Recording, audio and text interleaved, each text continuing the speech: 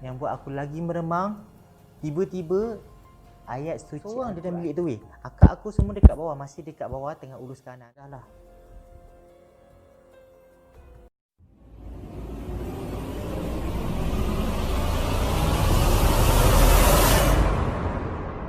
Hai, Assalamualaikum. Okay, hari ni aku nak ceritakan kisah seram yang berlaku pada diri aku sendiri. Aku akan ceritakan 3 kisah seram. Tapi sebelum tu, aku nak minta tolong like, share and subscribe aku punya YouTube channel. Dan jangan lupa hit notification bell button ni, sebab nanti korang akan dapat video aku yang seterusnya dekat korang punya phone lah. So korang tak akan terlepas aku punya next YouTube video. Okay, cerita yang pertama. Aku dengan akak aku masa tu kat rumah. Ni masa ni aku kecil lagi. Memang waktu aku umur 10, 11 tahun. Waktu tu dekat rumah. Dalam pukul 6 macam tu. Aku dengan akak aku ni penat. Baru balik. Biasalah baru balik. Jalan-jalan kan.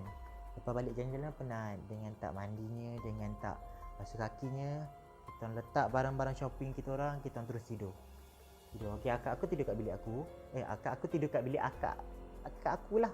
Kat bilik akak aku. Okey, aku tidur kat bilik aku. Okey, bilik akak aku ni dekat belah depan tau. Belah depan. Bilik aku kat belakang. Okey, dekat bahagian dapur.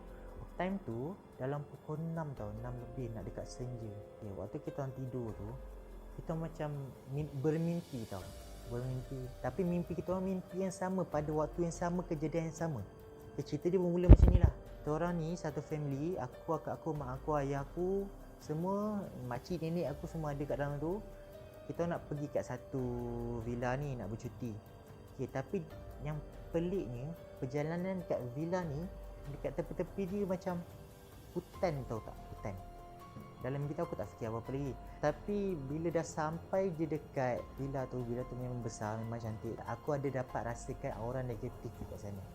Lepas tu terus pada tempat kejadian. Okay, akak aku ni dekat villa tu dia ada satu kolam besar tau. Dia besar kolam dia. Memang besar. Boleh muat lah berpuluh-puluh orang lah muat dalam tu kan. Okay, tapi akak aku ni, dia cerita side akak aku lah. Akak aku kata, aku dekat rumah ada satu kucing tau. Kucing nama muka comel je. Kucing tu, akak aku kata, dia ambil kucing tu. Dia nak mandi swimming pool. Tapi yang peliknya, dia pergi bawa kucing tu mandi swimming pool sekali. And then kau nak tahu, akak aku lompat daripada, dia macam swimming pool tu dia macam boleh panjat tangga. Lepas tu kau boleh hanjut-hanjut macam ala Olimpik tu, lepas tu lompat. Macam tu lah. Akak aku pun lompat kat dalam swimming pool tu. Bila akak aku lompat kat dalam swimming pool tu, yang peliknya, kucing tu macam biasa je. Dia tak ada apa-apa, reaksi macam lemas ke apa ke. Memang tak ada. Lepas tu akak aku macam pelik lah kenapa akak aku naik. Tapi bila akak aku naik, akak aku tengok balik dekat kolam tu, kucing tu tak ada. Kucing tu memang tak ada kat situ guys. Bila akak aku tengok dah tak ada kucing tu, akak aku macam okey, pakai baju kan, pergi kat van yang kita orang naik tadi masa nak mula-mula datang. Lepas tu kebetulan masa tu mak aku ada dekat dalam van tu. Okey, yang akak aku ni ceritalah kucing tu kenapa muka tu macam ni, kenapa dia tak lemas kan. Tapi yang peliknya bila akak naik, akak tak nampak pun muka kat bawah tu. Lepas tu bila borak dengan mak aku, akak aku rasa macam letih kat dalam mimpi tu lah. Dia pun buka pintu van tu.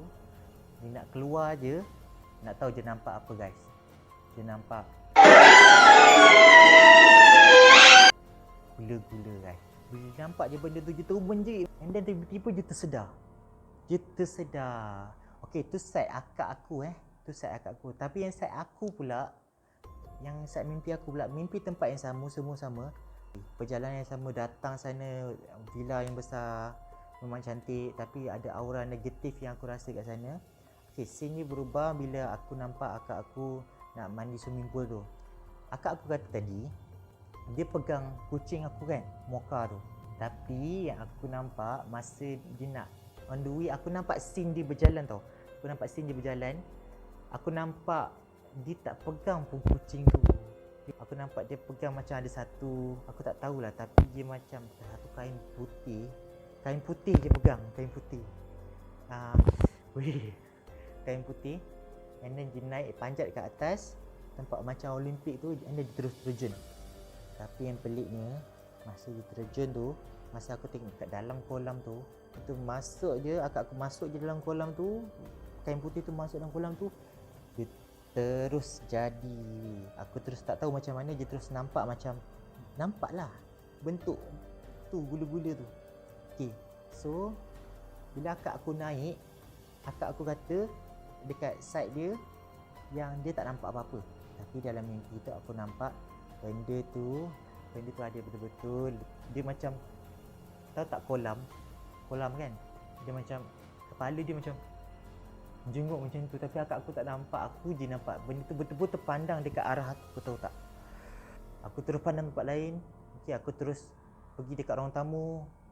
Lepas tu aku nampak lah akak aku ni dah pakai baju semua. Lepas tu akak aku pergi kat van. Akak aku pergi kat van sebab nak cakap dengan mak aku lah kenapa kucing dia macam tu kan. Padahal aku tak nampak pun dia pegang kucing tu. Masa dia masuk van tu, dia tutup pintu van. Dia tutup pintu van tu. Lepas dia tutup tu, dalam beberapa minit macam tu lah, benda tu aku nampak dia macam dia ke arah van tu. Dia melompat macam tu. Dia melompat bukan macam ni tau, tapi dia macam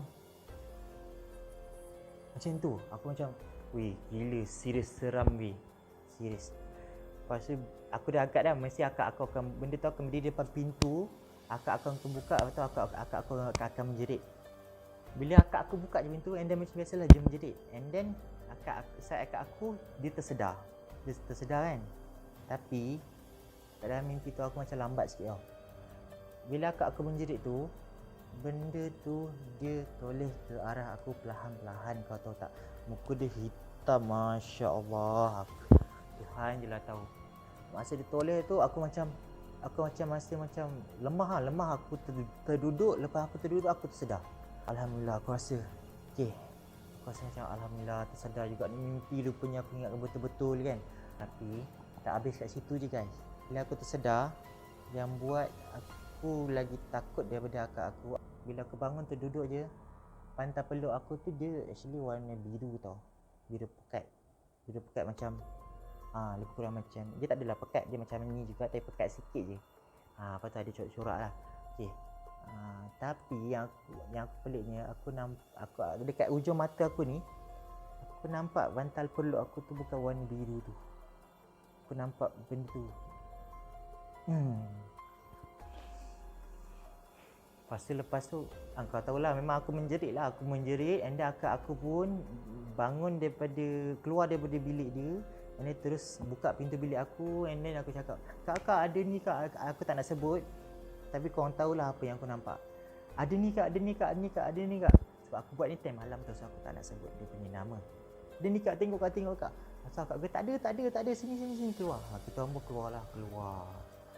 Itu cerita yang pertama. Cerita yang kedua ni aku nak ceritakan kisah waktu tahun lepas kot, aku rasa. Tahun lepas, kisah dia bermula pada malam tu aku bekerja. Aku bekerja macam biasa. And then aku still duduk lagi dengan akak aku masa tu. Aku bekerja macam biasa, and then bila aku balik kerja, akak aku pun balik kerja. Kita orang kerja tempat yang sama lah. So kita orang balik kerja, macam akak aku sekarang dia dah berkahwin, so dia dah ada anak. So bila kita orang balik kerja, mesti of course kita nak ambil anak akak aku ni. Akak aku hantar ni dia dekat rumah mak mertua dia sendirilah, tapi tempat dia macam tempat pendalaman, tempat kampung, biasalah tempat kampung kan. So kita orang pun pergilah menuju ke arah rumah yang kita orang hantar tu lah, rumah mak mertua mak aku lah. Okay, bila kita orang sampai je sana, tapi yang aku nak cerita dia punya tempat ni tempat dia macam bila kau masuk je simpang nak masuk rumah mak mertua kampung akak aku ni, mak mertua akak ni, apa aku cakap ni, rumah mak mertua akak aku ni, dia macam akan lalu satu macam, kau masuk je simpang tu, kat belah kiri kau akan ada satu perkuburan Melayu, tanah perkuburan Melayu. Kita pun bagilah ucapkan Al-Fatihah, bagi salam kan, sedekahkan Al-Fatihah, bukan ucapkan Al-Fatihah So kita orang ambil lah anak akak aku ni macam biasa. And then bila aku balik, nak on the way balik ni, kita pusing balik nak jalan tempat yang sama. So benda tu akan berada di belah kanan pula kan. Tadi belah kiri, masa masuk simpang dia akan ada belah kiri. Ini bila nak keluar balik dia akan berada belah kanan, perguburan tanah Melayu tu. Aku pun drive lah, aku drive. Masa nak lalu dekat kawasan perguburan tu, macam aku tengah drive ni, macam biasa kan, drive masa buka tingkap tau, tingkap buka, macam drive. Aku macam terkejut. Sebab aku nampak apa tau, aku nampak macam ada something macam aku tak tahu nak kata apa, dia macam satu kelibat putih. Dia macam bentuk orang, tapi aku macam mana cakap dia macam transparent, kau tahu tak? Macam korang nampak aku ni, nampak aku, tapi korang boleh nampak dekat belakang ni, korang boleh nampak aku punya bantal ni. Aku nampak macam tu, macam kepulan asap lah. Sebab orang kata benda-benda ni dia macam menyerupai asap.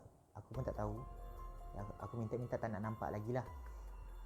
Benda tu macam lalu je, macam laju.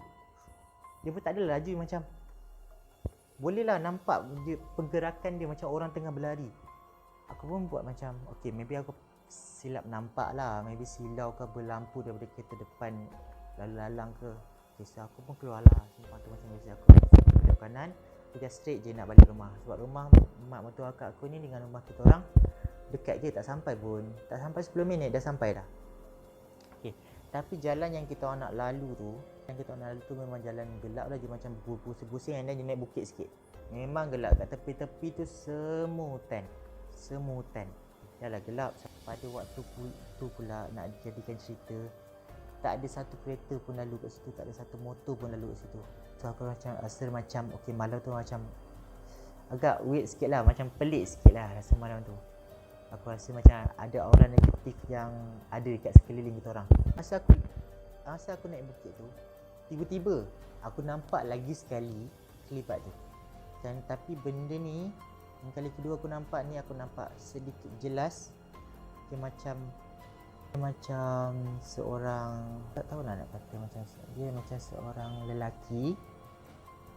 Aku tak nampak muka, tapi aku tahu tu lelaki. Dia pakai baju warna putih. Dia macam pakai baju warna putih, seluar macam, dia macam pakai baju Melayu, tahu tak? Tapi bukan baju Melayu, seluar dia macam seluar baju Melayu, baju dia macam baju putih, aku tak tahu baju apa. Tu bila aku macam terkejut lah, tapi dia tak jalan ke arah melintas aku tau. Dia jalan sedikit macam ke arah macam, okay, ni kereta kan. Yang pertama tadi aku nampak dia melintas macam ni, tapi yang kedua ni aku nampak dia macam, dia menyengit sikit, dia macam ke arah macam tu, tapi dia belah sana. Dia macam ke arah aku, tapi dia melintas aku. Okay, kau pandai orang lah fikir kan. Astaghfirullahaladzim. Macam aku break mengejut, kau tahu tak? Akak aku tanya, kenapa ni? Aku macam terdiam kejap. Aku dah break dah masa tu. Aku break mengejut. Serius, memang akak aku terkejut gila aku break mengejut. Ingat ada sebab kat situ dia macam ada lembu tau. Lembu keliaran. Okay, tapi malam-malam jarang lah nampak lembu tu. Selalunya petang-petang macam sendiri. Masa tu akak aku tanya macam, kenapa Jami? Weh, kenapa? Macam aku pun macam terdiam kejap. Aku pegang macam, aku menggigil lah. Macam tak tahu kenapa tiba satu badan aku je rasa sejuk dengan meremangnya bulu roma. Sebab aku nampak tau macam sosok tubuh dia tu. So aku macam, aku kata, Kak, boleh tak buka ayat-ayat suci Al-Quran? Akak aku pun macam, akak aku tahu kalau aku cakap buka surah ke apa-apa, akak aku tahu aku ada nampak something, atau aku ada rasa something. Sebab dekat dalam kereta tu ada budak-budak. So aku tak nak cakap, Kak, nampak tak? Aku tak nak takutkan budak-budak. Okay, so akak aku pasang. Aku pun bismillahirrahmanirrahim. Aku drive macam biasa. Sampai je rumah. Okay, aku masuk rumah. Okay, aku tutup gate. Masa aku nak masuk kat pintu dalam rumah, aku rasa macam ada seorang. Korang akan tahu kalau macam korang diperhatikan kan. Okay, time tu aku rasa benda macam tu. Aku rasa macam, tapi aku diperhatikan bukan daripada sudut jauh tau. Aku diperhatikan daripada atas bumbung. Rumah aku 2 tingkat. So dia tingkat 2, dekat tingkat 2 dia macam menjenguk gitu. Dia macam menjenguk, tapi aku nampak di sipi-sipi tau. Aku tak adalah berani nak tengok kan, sebab aku dah nampak tadi. So aku tak berani. Aku bukan seorang yang pemberani. Okay. So aku masuk rumah, aku baca bismillahirrahmanirrahim. Aku langkah dengan kaki kanan. Aku balik je, aku kunci pintu gate, aku tutup pintu. Tak tunggu apa, aku terus naik atas. Aku terus Terus naik atas, aku masuk bilik aku masuk bilik air. Aku terus basuh kaki. Basuh kaki. And then, yang lagi menyeramkannya, dia tak ada apa pun. Yang bilik aku tu je petak lah macam biasa kan. Okay, bilik air aku ni dia dekat dengan tingkap tau. Ni bilik air. Okay, sekejap. Ni bilik air, ni tingkap. So kalau keluar je, kau akan nampak tingkap. Tingkap aku ni aku lupa tutup petang tadi. Masa aku pergi kerja aku lupa tutup. Itu yang lagi macam berderau darah aku berderau Aku terus tutup, aku tutup lah, buka lansir, tutup lansir. Tutup dengan lansir. Masa tu aku terus ambil handphone aku letak atas meja dekat meja cermin kat situ. Aku buka ayat Al-Quran lah. Ayat suci Al-Quran. Sebab aku kalau rasa macam tak selesa, macam ada aura negatif dekat sekeliling aku akan buka ayat tu. Sepanjang malam aku takkan stop pun. Sebab aku dah siap download tau. Memang dah siap download. So aku buka lah macam biasa. Aku pun standby nak mandi. Okay, cerita je start kat sini lah. Waktu aku mandi, aku takut tau. Aku takut punya pasal tu, Aku tak rapatkan pintu bilik air tu rapat sangat. Sebab aku dalam bilik tu aku seorang. So bilik air aku dalam bilik aku. So aku seorang je lah. So aku rapatkan sikit je. Sebab apa, standby apa-apa jadi kat dalam bilik air tu, aku terus lari keluar lah kan. Tak payah nak buka-buka lagi. So aku tutup rapat sikit je. Aku tak tutup habis. Masa aku mandi tu, masa aku mandi, aku dengar tau bunyi bacaan Al-Quran tu. Tiba-tiba aku rasa meremang lagi sekali. Tapi meremang lah satu badan daripada atas sampai bawah. Daripada tengkuk ni dia terus satu badan yang meremang. Aku tak tahu kenapa. Sekarang pun aku rasa benda yang sama. Masa meremang tu aku macam astaghfirullahaladzim, janganlah kacau lagi. Aku tengah mandi kan. Lepas tu yang buat aku lagi meremang, tiba-tiba ayat suci Al-Quran tu dia pause sendiri Dia pause sendiri. Dia pause sendiri. And then aku apa lagi, memang tak cerita banyak memang tak sempat lah nak shampoo semua. Aku tu capai tahu, aku terus keluar. Aku tengok kan, siapa yang pause ni? Aku seorang dalam bilik tu Akak aku semua dekat bawah, masih dekat bawah tengah uruskan anak-anak dia. Masih dekat bawah. Benda tu pause sendiri. Aku nampak benda tu pause sendiri. Tak mustahil lah kalau macam video tu handphone aku tiba problem ke apa ke, aku tak tahulah. Tapi sepanjang malam yang sebelum ni aku buka apps tu okey je, tak ada masalah, tak ada pun pause ke apa ke. Tapi malam tu pula nak jadikan cerita je pause sendiri. Aku tak tahu siapa yang pause. Aku harap masa tu aku memang takkan nampak pun muka siapa yang post pun boleh pause tu. Bila dah jadi macam tu, kau takkanlah duduk kat situ lepak minum air kejap. Tak adalah ada. Memang aku ambil aku punya baju, aku ambil aku punya seluar aku tak sempat pakai baju tau. Aku pakai seluar, aku buka pintu, aku turun bawah, aku terus pakai baju.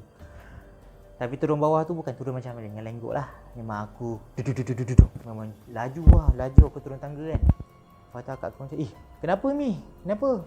Tak sampai beberapa second, tiba-tiba pagar gate aku tu yang aku dah lock tu, dia macam bergegar. Bergegar macam tu. Aku dengan akak aku pun macam, okay, maybe benda ni ikut balik. Kita orang tak tidur dalam bilik masa tu. Semua mandi dekat bilik air bawah. Anak-anak aku semua mandi bilik bawah. Pentang Toto kat ruang tamu, kena tidur dekat ruang tamu malam tu. Memang tak siapa nak berani berpecah lah masa tu kan. Itu cerita yang kedua, habis kat situ. Cerita yang ketiga kali ni aku nak cerita masa tu aku baru balik kerja juga. And then biasalah, macam rutin macam biasalah, aku akan balik kerja, aku akan pergi ambil anak akak aku dekat rumah mak mertua aku. Dekat rumah mak mertua akak aku lah. Aku masuk macam biasa. Masuk je ada kubur sebelah semua. Masuk aku parking betul-betul. Sebab start daripada kejadian hari tu, aku takkan parking jauh daripada rumah mak mertua akak aku lah. Aku akan parking betul-betul kat pagar tu. Kalau boleh nak masuk ke dalam.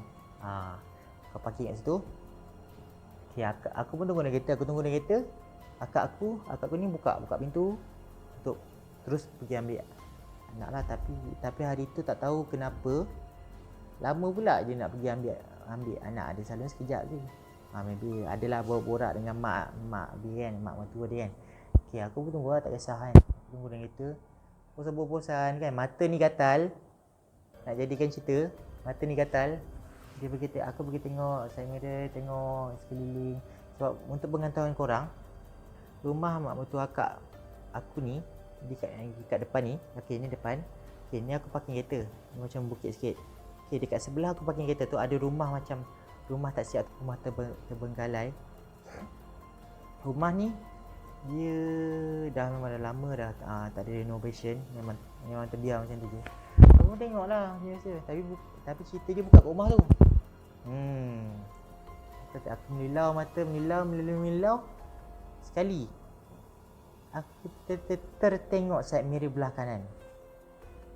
Aku tengok macam, okey, kau nak tahu aku nampak apa? Aku nampak ada satu kelibat nenek tua, ada pegang tongkat. Dia pegang tongkat. Masa tu aku tak nampak full muka dia tau. Sebab apa?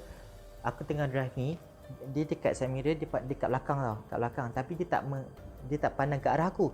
Dia pandang ke arah sana, ke arah rumah yang tak siap tu. Okey. Aku pandang dia. Aku tengok, aku nampak sebelah muka dia tau. Sebelah muka memang dah tua gila, tua lah, macam berkedut semua kan. Lepas tu aku nampak dia macam pakai kain batik lah, kain batik lah kan, perempuan selalu pakai, orang dulu kan, orang dulu selalu pakai, orang dulu selalu pakai tu. Dia pegang tongkat, dia pandang ke arah rumah, kat rumah yang tak siap ni. Mula aku tak fikir apa. Tapi bila aku, tak tahulah, mata ni gatal sangat. Bila dah tengok muka dia, aku pergi pandang bawah. Pergi pandang bawah.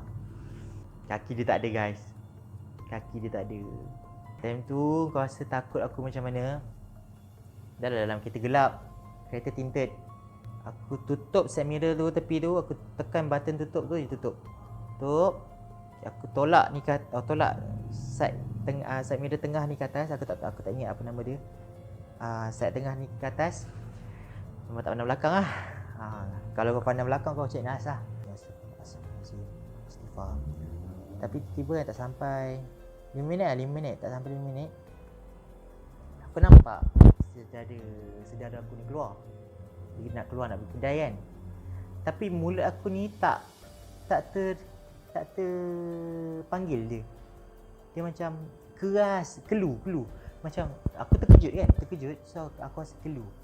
Lepas dia keluar, saudara aku tu keluar, dia naik motor pergi kedai. Time ni lah paling menyeramkan aku. Kau nak tahu tak? Kat dalam kereta tak ada siapa-siapa, hanya aku seorang. Aku terdengar dekat seat penumpang belakang aku ada suara nenek tua macam sedang bernafas, kau tak, macam time tu aku tak tahu nak buat apa. Aku rasa badan aku keras. Aku just berserah dekat Allah je.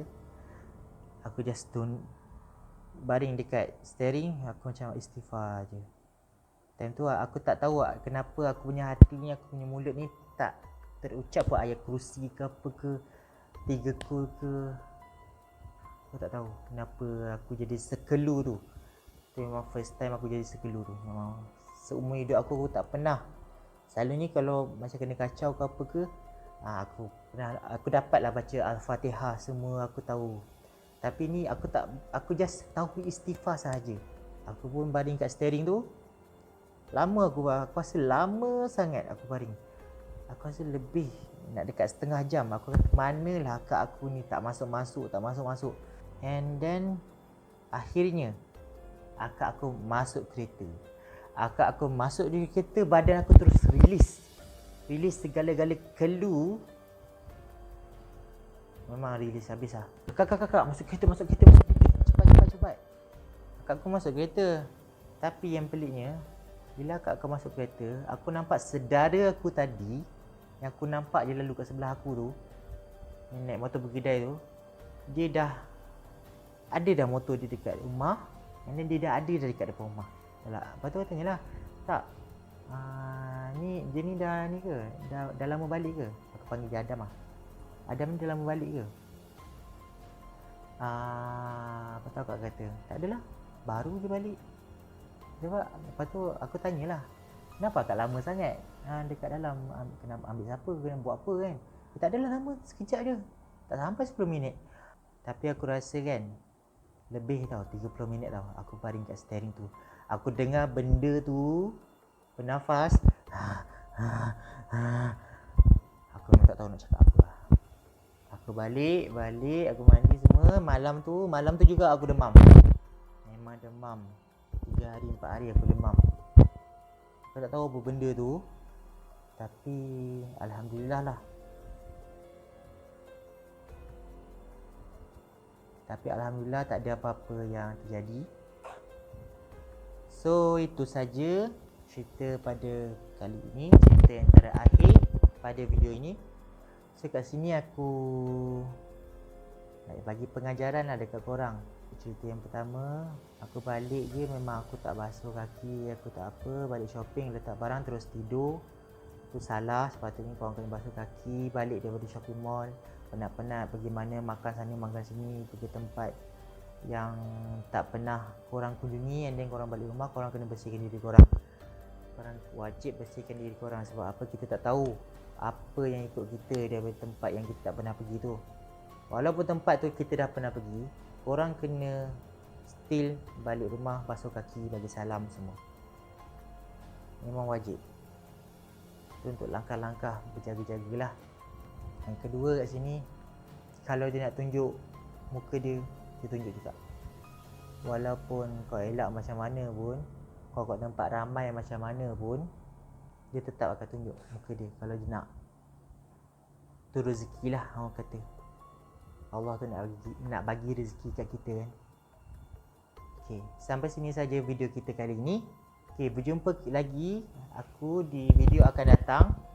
Okay, jangan lupa like, subscribe and share korang Jangan tak subscribe Okay, bye.